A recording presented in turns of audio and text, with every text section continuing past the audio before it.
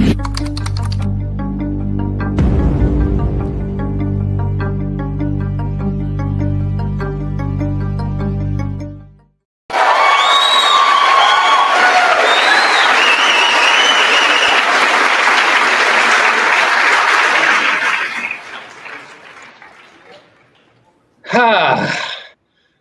to the Tech School podcast powered by DSDT. Carlos, Josh, good afternoon, brother. Top of the day to you, sir. How are you? Doing well, doing well. It's been a little bit of a roller coaster with the weather here in Metro Detroit. Beautiful on Saturday, windy on Sunday, cold on Monday, cold on Tuesday. Yeah, like one day 60 and the next day it's snowing. Oh my goodness. Right? That is the month of March for you indeed. Yeah. Is it one of your favorite seasons? Fall is my favorite season. Well, great. You got it this week. Oh, yeah. A little bit of everything. Right. Hey, we got a good episode, brother. We are talking to a remarkable woman who was a former student at DSDT, Shanley. We'll hear from her a little bit later on in the show. Absolutely. And then also we're going to talk to a good brother who is working with the city of Detroit. And the topic is going to be digital divide. And Carlos, you are a tech-savvy individual. When you hear about digital divide, I want to get your perspective on what comes to mind. I think we take for granted how so many people, one, aren't connected, and they don't have the basic skills in order to afford themselves opportunities. You know, that's, to me, that's what it means. And truly, until I even met our upcoming guest, I had never really heard of digital divide. He was the first person that introduced me to this ideology, that made it more mainstream for me. You know, it's kind of like one of those things that you know that it exists, you can feel it, but you just don't know the right terminology for it. And, you know, ever since he showed up on the scene and we've had these ongoing conversations, it's literally gone from a thought to an actual process, to an organization, to a worldwide movement. And as I stated, I believe he was like one of the forerunners of the whole digital divide, digital inclusion movement. Because until I heard him speak of it, I wasn't hearing anybody talk about that. Wow. And it makes you wonder if there are so many people, whether it's in the city of Detroit or other urban cities across the country, who are not even familiar with the term digital divide, that it goes well beyond not having a computer or a good cell phone signal. Like it goes a lot deeper than that. Yeah, it does. It absolutely does. You know, and as I stated a second ago, I remember the first time at DSDT, we set out to do a computer programming course. You know, we hired the best instructor that we could find, you know, and we had the program set up. We got the students that wanted to participate. And literally within, 10 minutes, I remember the instructor came out and he said to me, he said, Carlos, we have a problem. I said, what's up? He says, they don't even know how to type. I said, what? I said, what? And a light bulb clicked in that instant. And it said to me that so many times we take some of the basic skills that some of us have, and we think that everybody is socially connected or they understand technology this in a similar way. And that's not true. It's not true. You know, and I've said this before on the show. I have a 65-year-old mom. My mom's not connected. You know, she's not connected. She doesn't have an email account. She doesn't want a Facebook account. I mean, it's just there are still a huge population out here that simply will never adopt it. But for those that would like to, I think that's the relative purpose of what a position that Joshua plays. And speaking of Joshua Edmonds, let's bring him in. Good afternoon, Joshua Edmonds. Good afternoon. Good afternoon. Yes, sir. Let's start off by learning more about what you do with the city of Detroit. What's your exact position? Tell us more about your work. So I am the city's director of digital inclusion. Much to what you have already covered, we were the first city in the country to have a director of digital inclusion. And my whole job is essentially bridging the digital divide. Now, in order for me to explain what that is, I'd have to explain the digital divide, and how I like to explain it, and I guess in forums like this, is it's a paradigm. And it's a paradigm of inequity. A lot of people can't afford technology. And quite frankly, if you can't really afford something, then how are you supposed to learn, what you can't about what you can't afford? And so there's this learning gap, there's an affordability gap, and then at the end of the day, as you begin looking at, and this is just a larger legacy around poverty and disinvestment, that we now are dealing with an under-connectivity crisis, where you have a lot of people who might have a smartphone, but they're still underconnected to be able to do exactly what they need to do, specifically with participating in the larger digital economy. So my job is essentially to solve that, and we do that by any means necessary. And by any means necessary, that includes how do you connect with people to get them to learn more about digital divide and bridging that gap? So, the very first thing I did in Detroit, so I moved here. I'm originally from the tropical city of Cleveland, Ohio, and I moved to how does Cleveland get booed? How? Because of what LeBron did to the Pistons back in the day. He annihilated the starting five at the end. But I'll say this, I moved here in 2019 January, and I was just trying to build awareness. It stands to reason that you can't really fight a problem if you don't acknowledge the problem exists. Mm-hmm. And so my whole first year was just building momentum, building awareness. I had a kind of an internal rule that I would go to a minimum of 3 community events a week. So I'm going to churches, I'm going to block club meetings, I'm just going everywhere, just talking to people. And, a lot of that was just confirming what we already knew to be true, that, Carlos's example is perfect. There's a lot of people like that. And, who will say, well, I got a Facebook, so I know what's happening. It's like, no, you have a Facebook, but you don't even know how to check your messages. So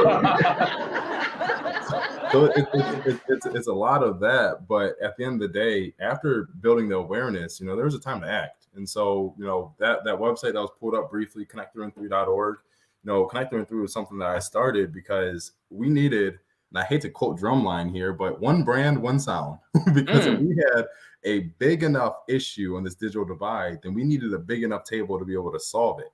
And so therefore, what Connect3and3 was designed to do was to be the aggregate of all of your stakeholders, whether it's you're doing digital literacy or digital skilling training, whether you are a computer refurbisher, a computer store, you're providing tech support to people. We wanted to be the aggregate, so that way Detroit residents and organizations knew the North Star and how to actually, either access technology or to be able to provide a greater suite of services. And so our very first step was awareness. Awareness led to action, which is building what you see on that site.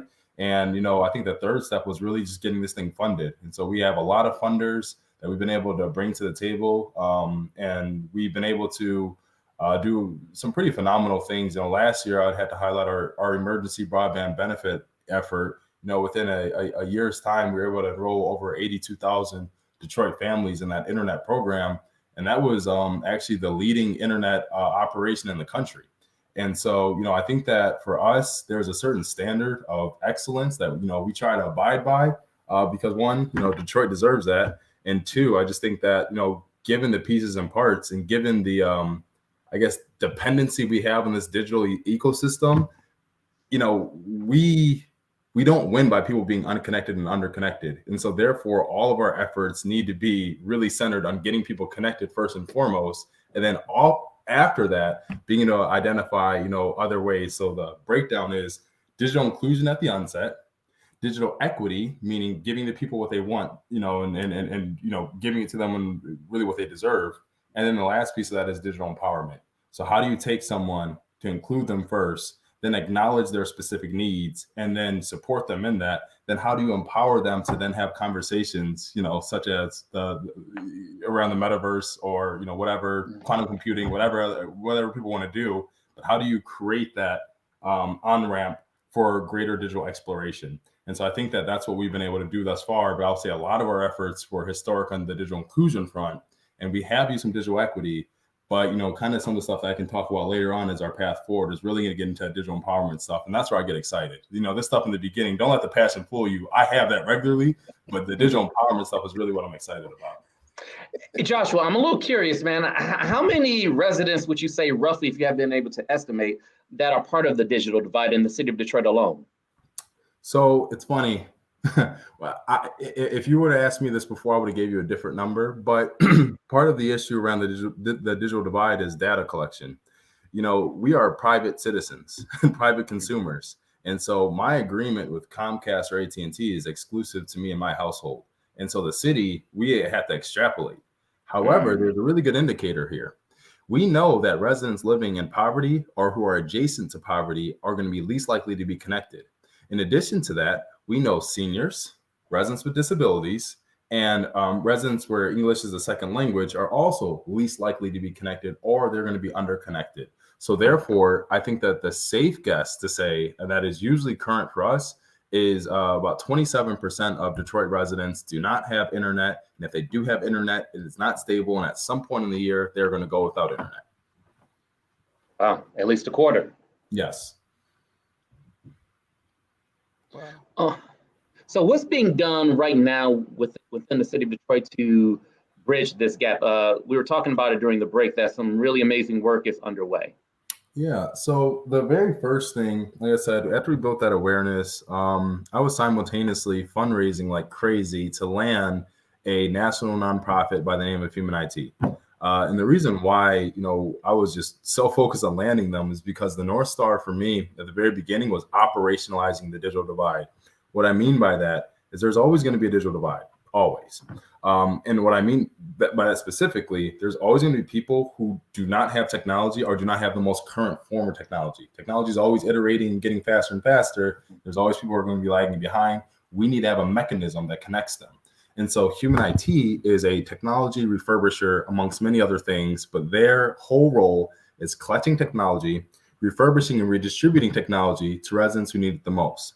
Why is that important? Is because if everyone's going to need a computer and computers are going to keep breaking, we are going to need an operation where now I don't have to worry about thinking, how does these 500 families get computers today? And then 3 years from now, how does that same 500 families get computers tomorrow? Rather, how do we have an organization that is specifically situated and who has built a model specifically serving those residents in need? So it's like, okay, great. We have a device play. They're actually going to be opening up a storefront location in Detroit later on this year. And the value of that is if I were to ask Detroit residents right now, where can you go to get a affordably priced computer? Where can you go and get affordably priced tech support? Most people are going to say the obvious, oh, you can go to Best Buy, you can go to Micro Center. And it's like, okay, great. Well, where are those? They're all in the suburbs. And so if we also have our mobility challenges, how do we begin removing those specific barriers for residents to be able to access technology? So getting Human IT up and running, great. Glad that we had that. That in itself was a pretty historic effort, but they're here to stay, and they are hiring a very diverse and incredibly qualified Detroit workforce to help with those operations.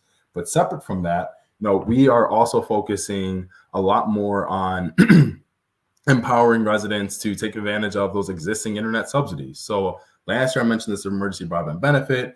We now have this affordable connectivity program. It is a 5-year endeavor. $14.2 billion worth of funding went into that for Detroit residents, but not just us, for really any resident in the United States who's experiencing some type of need. There's an internet subsidy there. And we in Detroit have a responsive ecosystem that we can essentially help enroll residents. I will say there's a phone number, 313-241-7618. That phone number is something that we have created. We didn't receive federal funding for that. That is something that out of the goodness of philanthropy and just people having hearts, we built that because we knew that if we threw Detroit residents and told them to sign up with a 1-800 number, they would not do that. And so this is us now operating with this understanding of trust and nuance, really situated in addressing community need. That's why we did that. In addition to us standing up that hotline and that support piece, we are going to be rolling out tech support as a function there. So as residents are having tech support challenges, we don't want to leave them in the dark. We don't want to get you internet and then get you a computer and then leave you to your own device or the lack thereof, pun intended. What we would like to do is be able to say, all right, now that you're somewhat connected, let's treat this like a family, and no different than a lot of families are doing, and they're outsourcing their tech support to their kids or their grandkids or whomever. We want to be able to have that number that residents are already calling to enroll in the internet to now say, press 2 for tech support. And so now as they have their tech support challenges, we can begin addressing those at scale. So that's going to be something that we're going to be excited to rolling out. But I'll say the last piece of this that is probably the most exciting effort. We've done computer distributions. We did a telehealth activation with 8,000 Detroit seniors. We helped with the Connected Futures program with getting over 52,000 computers to kids and tech support. I mean, those are all great initiatives, and I'm definitely not going to sour those. Those are great in their own right. However, moving forward, we do have a very specific emphasis on infrastructure. We don't want to be dependent on subsidies. I don't believe that when we say the words equity, we can really mean what we're saying if we're having Detroiters dependent on subsidies. I don't think that's equity. I think that's just, you're just including people. And so with that being said, we have a very robust plan and a bold plan to run fiber optic internet to every household in Detroit, and doing it in an open access capacity. In English, In English, what that means is we are taking the future focused infrastructure. And so fiber optic is the fastest, most reliable infrastructure from an internet experience to date. We are taking that infrastructure and running that to every Detroit household. In addition to that, we're going to be doing it in an open access capacity. And what that means, think of open access like an airport. Airports have plenty of different companies, whether it's Spirit, whether it's Delta, whether it's American. The airport itself isn't saying, all you residents, you guys can only get to choose between Delta and Spirit. That's not what they're saying. They're saying, hey, you all choose whatever you want based on the pricing that you want, based on the experience that you want.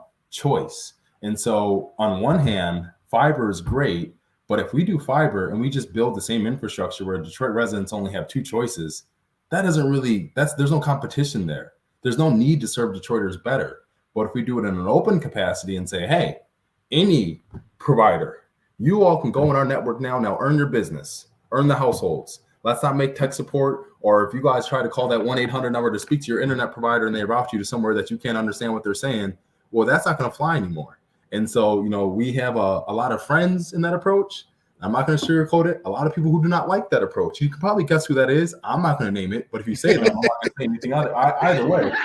But that is our belief that you're not going to get true equity unless you're willing to take some of those punches and take that heat, because behind that, that's now where Detroiters are actually being prioritized. Now Detroiters aren't buying and paying for internet that is either slow, outdated, or there's no quality to it. Or I'll just even address maybe it's not an elephant in the room, but it's definitely an issue.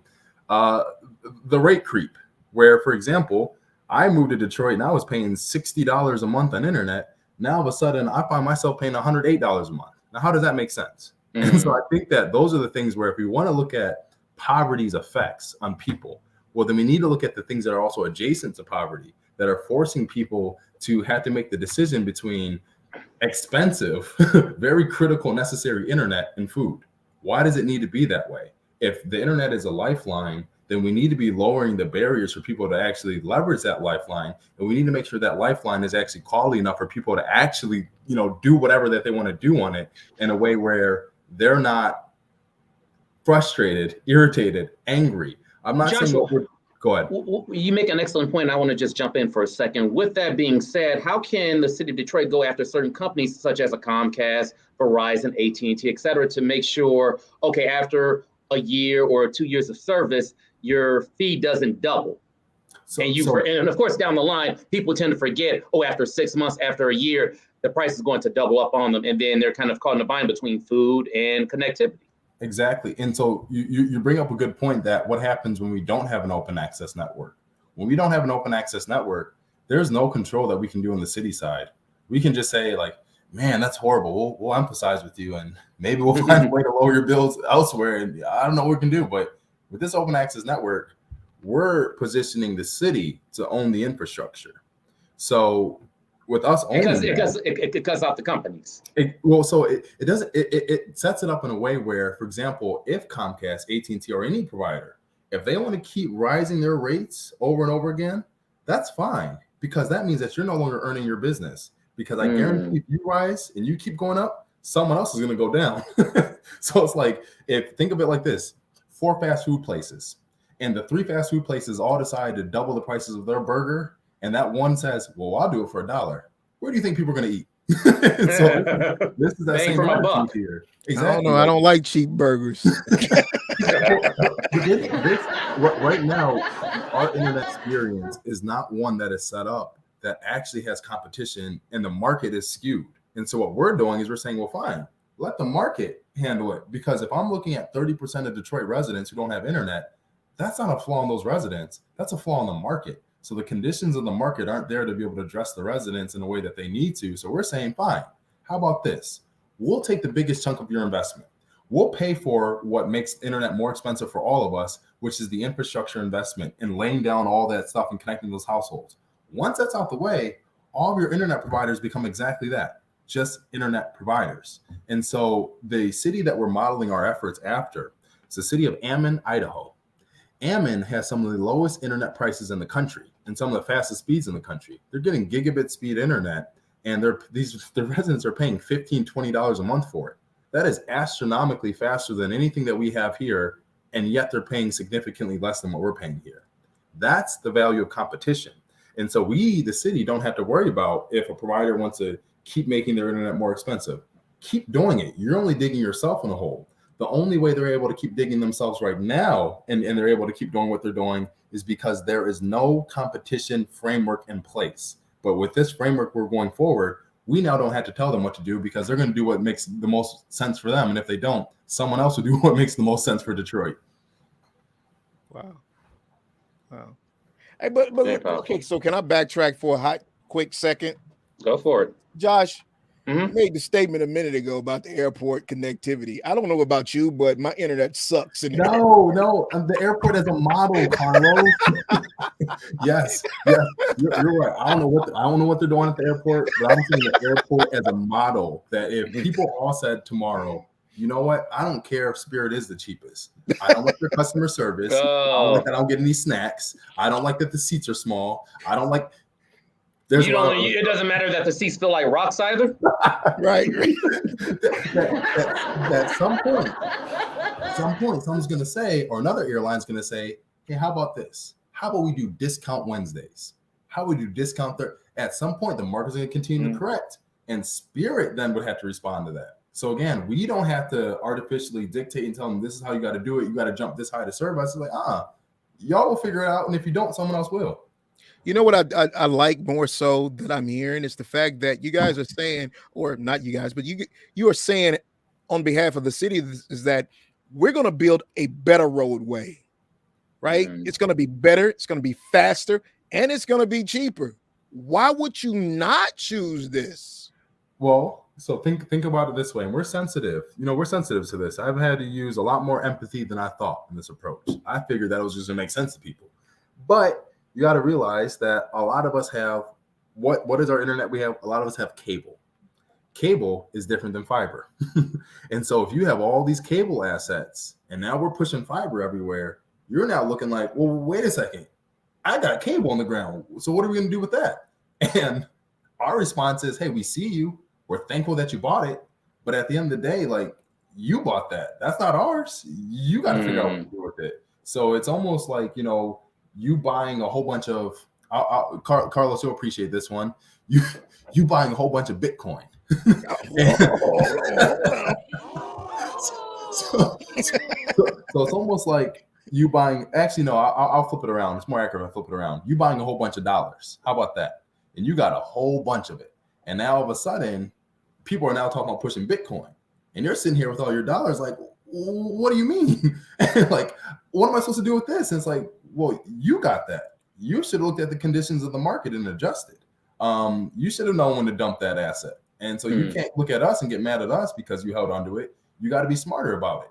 And so for us, there are people who are really resisting us because they know that they're holding onto an asset that cannot compete with what we're putting in the ground. And so that's who's upset with us. And that's why they're like, trying to figure out a way to get their money back. But even if they could try and get their money back on the network itself, the internet is going to be so competitively cheap that they're not going to be able to recoup the cost that way either. So I can understand why they're angry. I mean, I will tell them, like, we see why you're upset, but is it better for the residents? And no one can deny that. It is better for the residents, so that's what we should be doing, period. Yeah. He explained to me in the sense that, when a for-profit company is trying to do something similar, it's with the idea that it's for profit. And them being the city, and it's better for public interest, then it totally blows the for-profit model out of the water, right? And they have an opportunity to find more investors simply because of that. Can you kind of shed light on that, Josh? Yeah, I mean, it's to your point. There are a lot of people again who are in the opposition of this plan who will say that it's not good for it's not good. It's not good. We don't like it, and it's like what they're leaving out is it's not good for you because you don't make money. Because you don't make money or Well, more money. Exactly. So if we're looking at we're just using people's words against them, if we look at the internet as critical. Everyone says that. Oh, yeah, it's critical to connecting to jobs, the education, the healthcare, the wellness. Okay, great. It's critical. So then why is the critical service so expensive? It doesn't make sense. That's like medicine being, $1 million. Doesn't make sense. Like you're defeating your purpose here. And so if you are deeming it's critical and you're believing it's also to be very expensive, then one of these is wrong. And I happen to believe that the internet is critical. So therefore, I don't believe it should be expensive. And so if that's the case, then we are now motivated by the public good and not by private capital. And so if we're motivated by public good, what is good for the residents is good for us. And what is good for business. Here's a question. Are we looking at the next Barack Obama? I'm just asking. Huh? I'm just asking. I will say this, because I did get to work on President Obama's Connect Home initiative. So President Obama did have a Connect Home initiative. This was when I was working in public housing. And my whole job was to sign residents up for internet. That job taught me so much that I even still use to this day. You don't hear me talk. I might talk about poverty and people being adjacent to poverty, but you'll seldom hear me call people low income. I hate that because it's like, no, man, I can't do it. But that job showed me that. And so I think that there's just been a lot of experiences that I've been able to have from leaders like President Obama to be like, yeah, this is the path that we need to be going on. It's just really unfortunate because there are a lot of even larger, broader government stakeholders that you would think would be on our side here, but who are really just more so interested in that status quo approach. And that stuff just, that one gets me angry. And so I'm thankful that the city of Detroit has taken a bolder position, because I'll be honest, I've been in cities where that's not the case, where a lot of them are like, no, man, leave it up to Comcast and AT&T. Their internet, they do what they do. We're government, we do what we do. And it's like, no, like systems evolve over time. And if we're not going to be responsive to the people that we serve, then what are we doing? And I think that that's been the attitude that I've been taking. And some people like it. And as you can guess, a lot of people don't. Right. And listen, so here's one question, right? Do you see connectivity as a privilege or a right? At one point it was a privilege. It was. Not anymore. It is definitely a right. And I think denying people connectivity, whether intentionally, pseudo-intentionally, or unintentionally, I think that, it is our responsibility for folks in public administration to call them out on that and say, no. We have a right to this infrastructure. We have a right to educate. We have a right to, health, wellness, and prosperity. And as long as the internet is going to be that bridge between those aforementioned values, then internet then becomes a right in that, line of thinking. And so I think moving forward, you're going to hear us refer to the state of underconnectivity in Detroit as a digital access emergency. This is an emergency. This might not be an emergency in the sense of a fire that you can see, but it absolutely is that electrical fire that's doing more damage than we even realize. And so I think that that's kind of how I've been conceptualizing the digital divide. And and a number of other people who are close to me you'll hear me say, this is absolutely a right. And you are owed that as a Detroit resident or just anyone, honestly, anyone around the planet at this point. If you choose to deny this and you choose not to engage, we're not going to force you. People have their own thoughts and ideas. Might I remind you, we all have one family member who believes 5G causes COVID. We all have one family member 5G causes cancer. You can't do anything about that right now. But what we can do is extend them an opportunity. And if they so take, and decide to participate in this digital economy, we're doing it with no arbitrary, bars that are preventing them, even though we're saying we want you on it. But, now all of a sudden we're actually putting our money where our mouth is with this approach. Here's a question we have from one viewer right now. What are the qualifications to access affordable tech devices? So from the Human IT shop, they usually provide some, you have to provide some proof of assistance. Either you qualify for assistance or you are already receiving some type of assistance, all the way from school lunch program, a Pell Grant. However, with the Affordable Connectivity Program, they do provide a $100 device voucher. And for that, residents need to be at 200% or below the poverty level. But to be honest, in order to figure out more of that, you can call 313-241-7618, and a representative will be able to help you understand the qualifications. Good deal. And my final question: the digital divide has been in existence for decades. Did the pandemic shed more light on the problem? Oh, 100%. The pandemic was ruthless, and it still is. We're still feeling those effects, and we're going to feel those effects for quite some time. And I think that when you looked at historically, January 2020, so obviously that's before the pandemic became the pandemic that we recognize, though COVID was around before that. January 2020, I got a call from the Democrats to testify in front of Congress. It was the first time that congressional leaders actually held a hearing on the matter of digital equity. In Detroit, we were the only city invited to testify. Now, there were other people on there, but we were the only city. And that testimony, I can't even watch it still to this day because I get too nervous and scared, because that was easily the scariest moment of my life.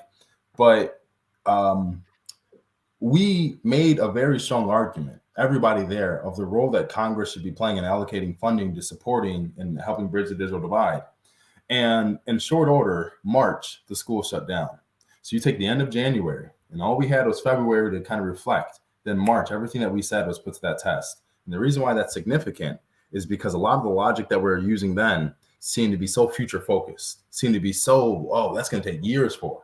And what the arguments we were thinking that were going to take years to manifested in a matter of weeks, because in short order, you started seeing the conversation on, hey, let's now think about how do we support kids in bridging the homework gap. So the FCC implemented the Emergency Connectivity Fund.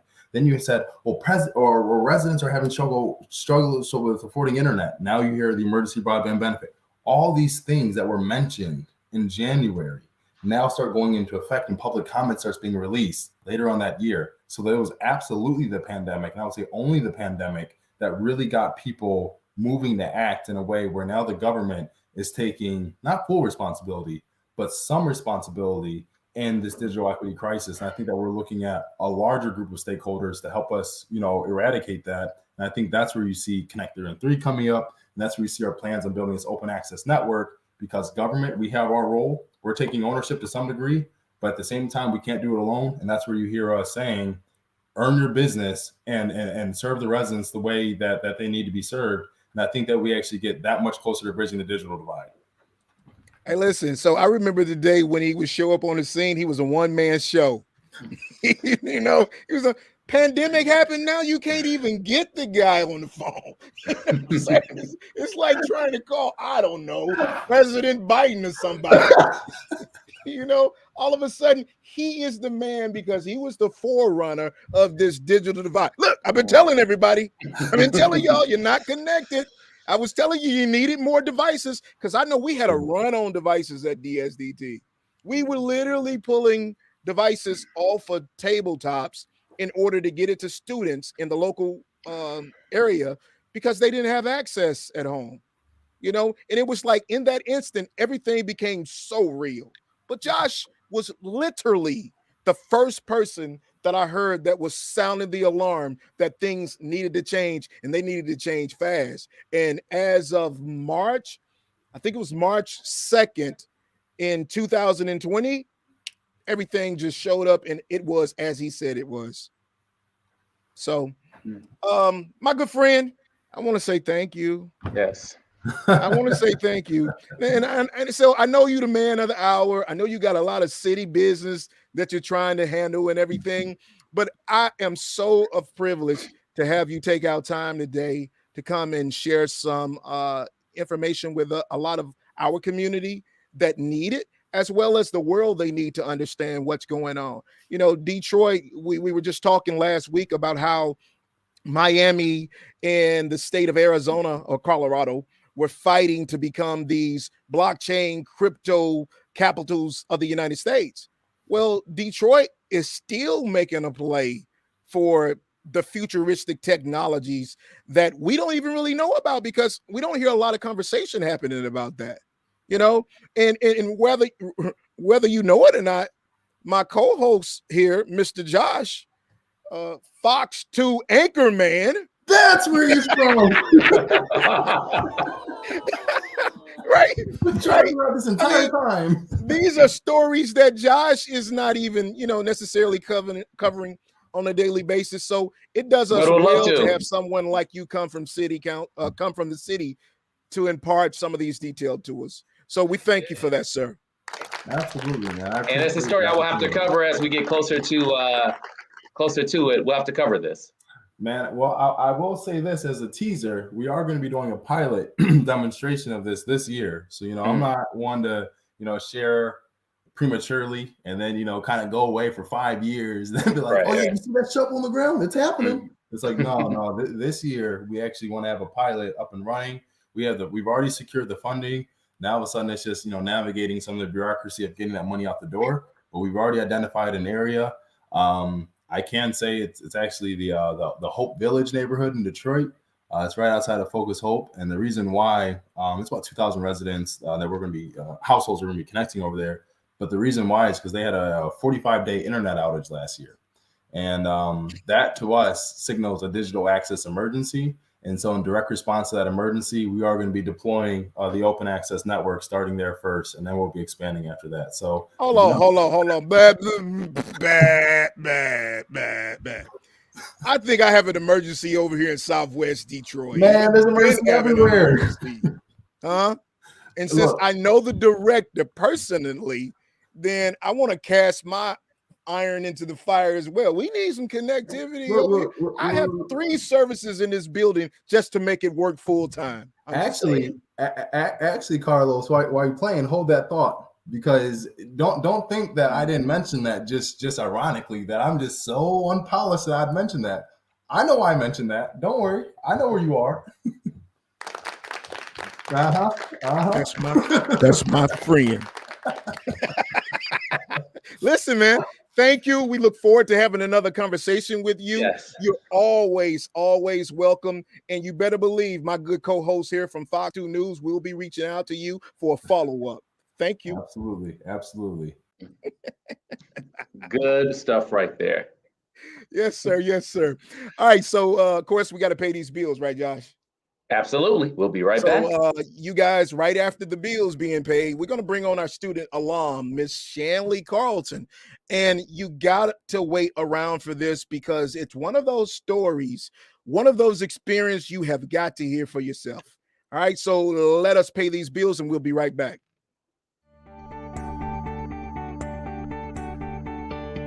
Right now, there are job opportunities in the tech industry we can train you for.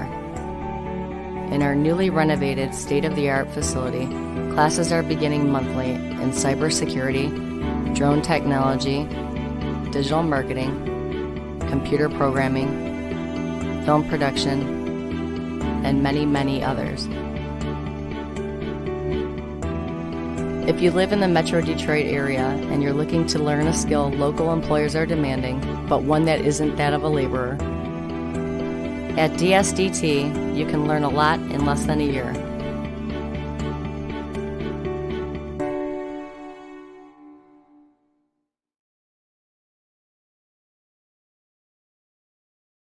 Hello, I'm Jason Stemmer. I served 5 years as a combat engineer in the United States Army. In the summer of 2019, I joined DSDT to learn advancing technologies in computer support, networking, cybersecurity, many valuable tools in digital media. DSDT is partnered with a lot of veteran-friendly employers, and with the help of DSDT's job placement assistance, I was able to quickly begin work in the IT field. I'm very pleased with this direction, as there is unlimited potential in the technology field. with no signs of growth or demand ever slowing. So come in for a visit, take a tour, and schedule a meeting with an advisor. DSDT really changed my life for the better, and it can change yours.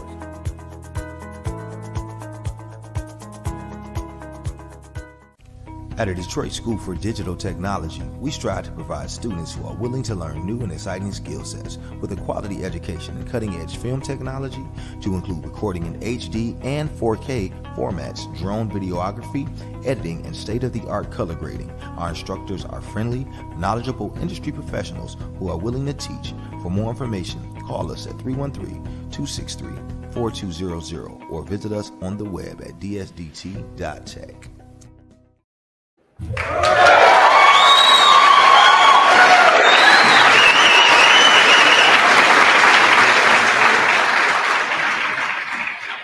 You know, Josh, I realized that it doesn't matter. Sometimes I'm like, guess be on in about 20 minutes and we'll be ready to go. It never works. No, when the conversation is flowing, it's flowing. It never works. And I Yeah. kind of had, somewhat of an inkling that I probably should have dedicated a whole hour to Josh just because of the information. But he told me he only had 30 minutes, man. So it was what it was, right? There you go. But without any longer wait, we definitely want to bring on Shanley, who has, to me, the most sensational name, right? It is a nice name. It's Shanley Carlton. Shanley I like it. Carlton. So why don't we just bring Shanley on now, right? Let's do it. Hello. Shanley, how are you? Good afternoon. Good afternoon. I've been tuned in this whole time. I know you've seen me back there, I think. Yeah, we saw you in the waiting room waiting All right, patiently. Joshua had the most interesting things to talk about. I learned so much. I don't know. He's not still around. He has more important things to do now. He's gone. He had to get back to work. Okay. Because I have things that I want to tell him, but I'll have to connect with him later. No. Don't worry about that. We are the source of the connections. We are definitely connecting. Literally, it's done. It's All right. done. All right. All right. So, Shanley, why don't you tell us a little bit about your experience at DSDT? But first and foremost, let me just say this. Let me get this out because I remember the first day she showed up on the doorstep, right? So before you tell us about your experience with DSDT, you have a background and you have a degree. Can you tell us what they are and then tell us about your experience? Sure. Okay, so I'm from the South. I grew up in Florida. I went to school at Alabama, and then I moved up to Michigan doing engineering and automotive. And then I was ready for a career shift, and I loved video editing. And so I found DSDT, and they had this video editing program that BZ taught, and I think he's like probably somewhere behind the scenes right now. And so I think, Carlos, I showed you like this video I had made for my boyfriend for Christmas or something. And I was like, hey, this is like a hobby I like to do. It's like, I really get in the zone when I do it. I really love it. And you were like, okay, you got to like sign up for this course. And I'm really happy I did. BZ taught me Final Cut Pro. And I was like, doing very amateur stuff before that. And then he got me to like a level that was like professional quality. And then I took a job at a software company in Ann Arbor because I did have the engineering background, and it was not directly video editing because I needed the pay. And I was like, maybe if I work at this tech company, I'll be able to make videos. And so I started doing that. It took 2 years before I ever started making videos. I was like on the grind, doing like testing. It's a really cool software. And I think depending on how much time we have, I'll get into like some of the details on the software. But eventually I started doing video stuff because like with tech and any company, things move so quickly and like needs change. And there was like a need and I had the desire. So I had the skill set because BZ had like helped empower me to have that. And so I started creating content. And then about 7 months ago, the startup, like the portfolio that the startup is under, created a charity like a nonprofit portion. And so, yep, that's our website, Cultureverse. And this is the part I want to talk to Joshua about because it's like really relevant to the things that he was talking about. But so that's all within like the last 7 months for a Michigan nonprofit, and doing this role. This nonprofit is all about leveraging technology to help bring like unseen art and unseen like artifacts to the light of day. So in doing that, we do a lot of scanning, like far out futuristic metaverse kind of tech. And then we also do a lot of like video editing and storytelling, and like those more traditional media. We do like the full spectrum. So now it's like more a part of my day to day. And like, I think I just mentioned to BZ at the beginning, like we were on a shoot yesterday with an artist, which is so cool to say because I never knew I would be able to like say that. And then, yeah, now we're like I'm editing videos for this organization and helping to tell the stories of really cool artists and organizations that we partner with. So you shocked me, right? And I'm not afraid to say that, because you probably were the first person that I met that showed up at the school and was like, I want to do something other than the degree that I just got.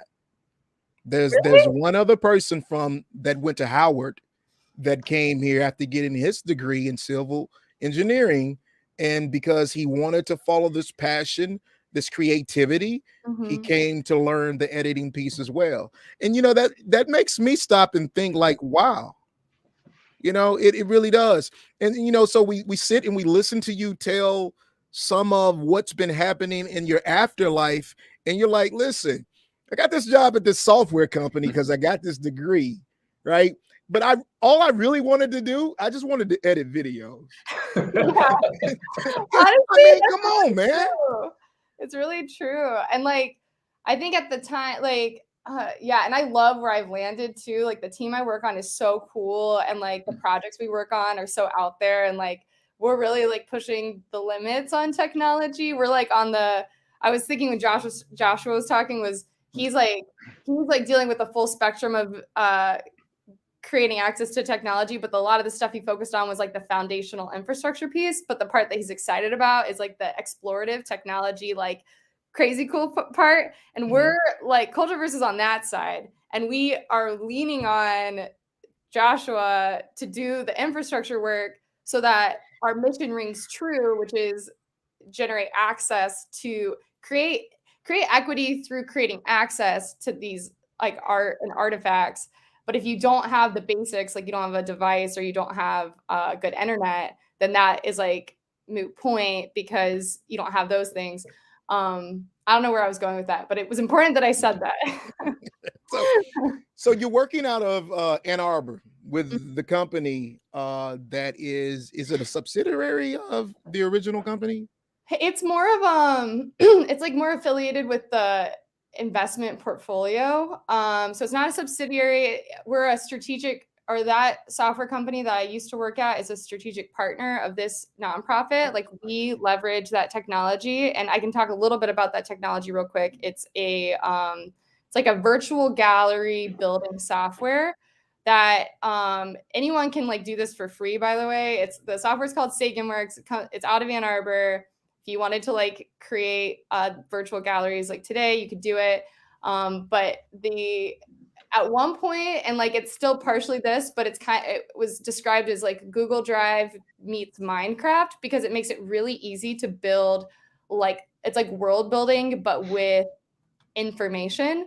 And so the part that Cultureverse has been using this technology for is the information being like art. So like taking like SaganWorks updated their website. I haven't seen that recently. That's sweet. There you go. So we take like, if the information is a picture or the information is a sculpture, we may scan it and place it into these like 3D environments. Because as like technology continues to grow, we're gonna have more and more like 3D assets, and SaganWorks is just one of those places that you can put those and you can arrange them. It's another storytelling tool. It's just a part of like the digital landscape. And like, I know metaverse is like a really hot word right now. It's like it's all part of it. But yeah, Cultureverse is like not tied to like any one particular technology. We're exploring a lot of different technologies, and we have like, I think we have 4 scanners that we own. One is a full body scanner, so we can like scan people. We have one for scanning like cars. We have one for scanning like little tiny things. We have one for scanning like rooms, and we scan things. We put them in virtual environments. We share them out. We create really cool experiences, and we just give like attention to really cool work that artists are doing, and give attention to collections of like, we're working with a puppet collection in Saline, Michigan right now, where these puppets have been like sitting in boxes in the basement of their city hall for like years. And we've scanned the puppets and are like creating a virtual exhibit and like putting all this energy and like love. It's kind of like, it's like a labor of love. Like we're putting this love and attention into just like art and culture and doing it through technology. But yeah. So was there ever a time when you were in Florida and you were thinking that you were on your way up north, that this was going to be the landing pad? My first okay, like Detroit. I love Detroit. Let me just say I love the city of Detroit. I don't know, like I interned up here when I was like 19 years old. So I'd come up to Detroit in the summertime for internships. And it just had to do with like my degree and like where the industry was, because automotive is such a big focus here. And I just was so captivated by, well, in the summertime, Michigan is like one of the most amazing places anywhere, because the summers last forever and the weather is perfect, and the weather in Florida sucks in the summertime. So like I didn't even like get the whole experience when I was here in the summer times. But Detroit specifically had this like huge creator culture. Like people are just making things, and people are making like weird, crazy things. And it was art, and it was like function too. And there's so much diversity and like so much community too. There's so many like of these nonprofits and organizations, and like all of it felt like it nourished like the human experience. So I kind of got like addicted to Detroit because of its like all of its like, it's just so multifaceted. Like there's something for every part of like, I think, the human experience here. So I love Detroit. Yeah. I think you kind of, you make me mindful of some of the experiences that I had too, coming from the South. I'm from Arkansas. Okay. Born and raised. I don't remember where you're from. Okay. I moved up here when I was 18. Well, a month before I turned 18. But I vividly remember when my mom and my stepfather used to bring me up back in the 80s. And we'd come up during the summer and we'd come down to the fireworks. And I mean, it would be so many people, and I would think, wow, coming from a small town in Arkansas. I remember when I was about 9 years old, walking across Eastern Michigan University's campus, because it was between my mom's and my aunt's house. And I remember thinking, wow, I'd never been on a campus as large as Eastern Michigan. In truth to form, Josh. Yes. Truth to form. Truth to form. That was the reason. That was the reason originally why I came to Michigan. And I say that because I know that's your alma mater. Yes. I wanted to come, and I wanted to go to Eastern Michigan University. EMU is great. That's awesome. Right.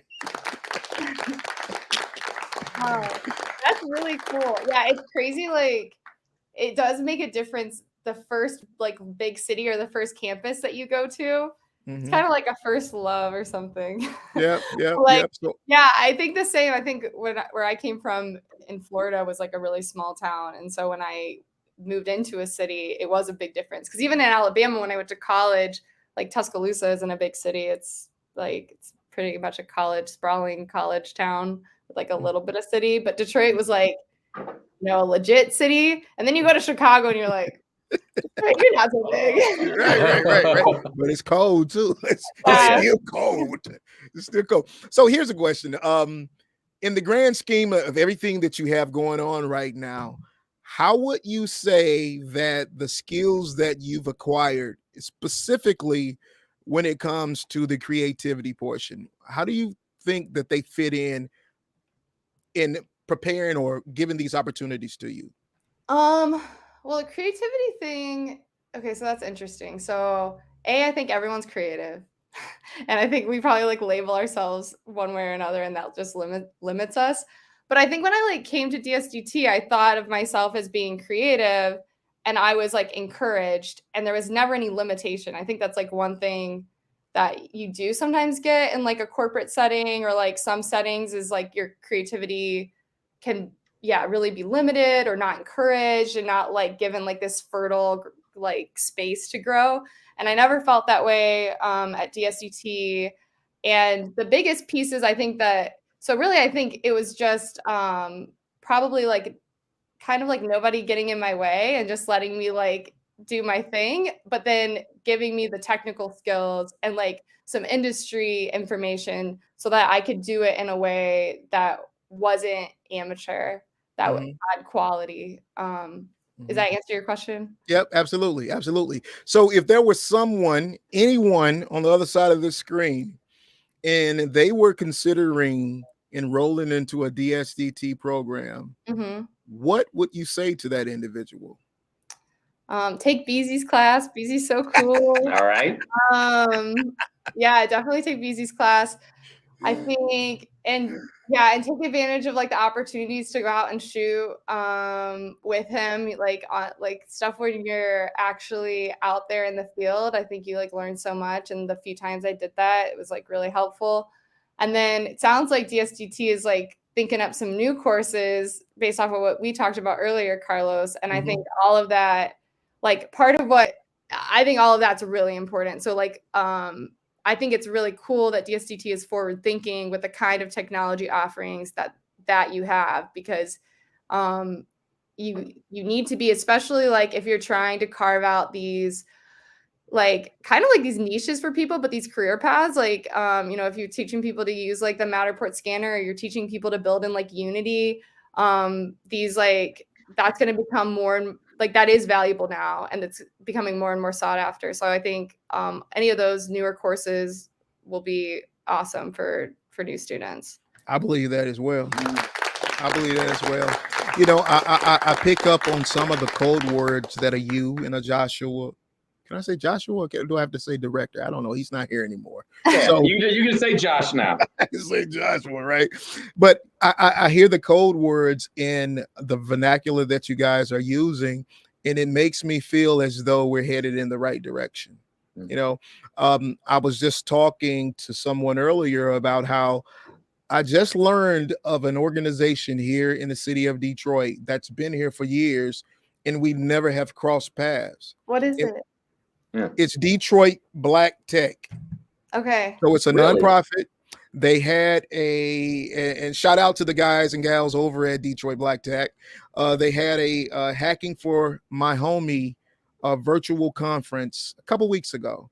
And it was literally the last day of the conference was the first time I'd ever heard of them. And it was through a previous instructor who contacted me and said, Carlos, you really should reach out to these individuals. Well, I'm like, where have they been? But the point is this. For several years now, we have mainly been in the IT cybersecurity arena.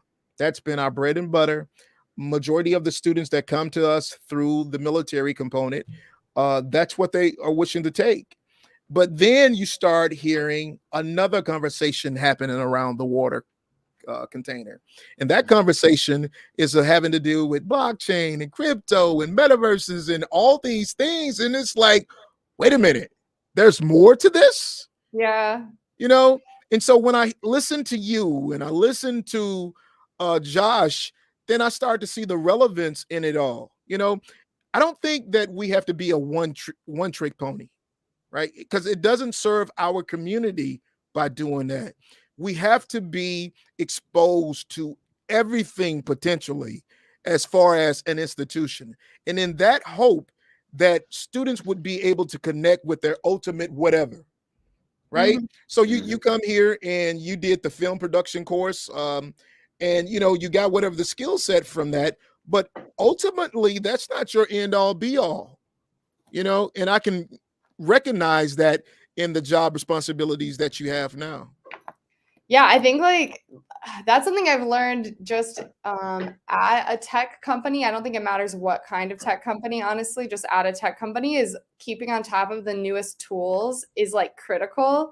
And we do work where we're not only are we like bringing art to the light of day through technology, we're also training students or working with artists, training them to like utilize it and understand it. And I think one of the biggest lessons that we have to teach students isn't always like the technical, like this is how you turn on this piece of equipment because that's going to change.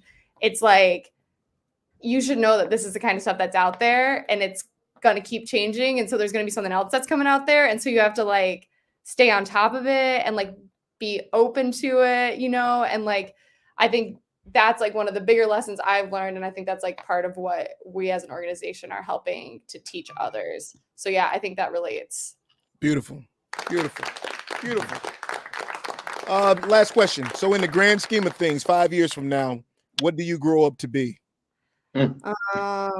Okay. What do I grow up to be? I don't know. Maybe an artist. I think I want to be an artist.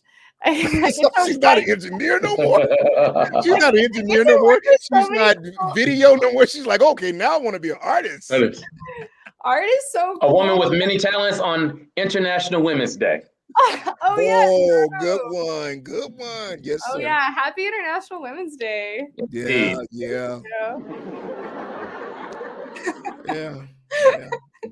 So I apologize for not giving credence to that.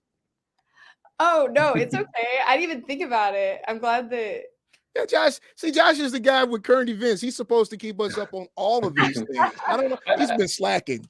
I'm trying to help out. I'm trying. He just got a notification on his calendar and he's like, oh, National Women's Day. Shanley, it has definitely been a pleasure having this conversation with you. I am so indebted to you and I appreciate every time. And no matter what or whenever I call you, you always show up and show out. Thank you. Thank you. I had a great time there. So thank you.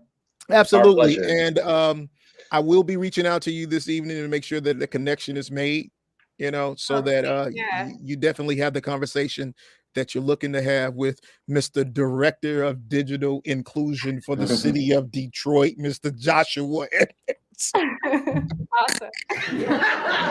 All right. Cool. Take care, and we'll talk to you soon, okay? Sounds good. All right. Bye. All right. Nice to meet you. Bye. Bye. Likewise. Wow. Good stuff. Oh, hold on. I'm going to try this again. Director of Digital Inclusion for the city of Detroit. Oh, that's a mouthful. Yes, it is. But that's a mouthful. But it's a position that does great work. Absolutely, it does. Therefore, it's all good.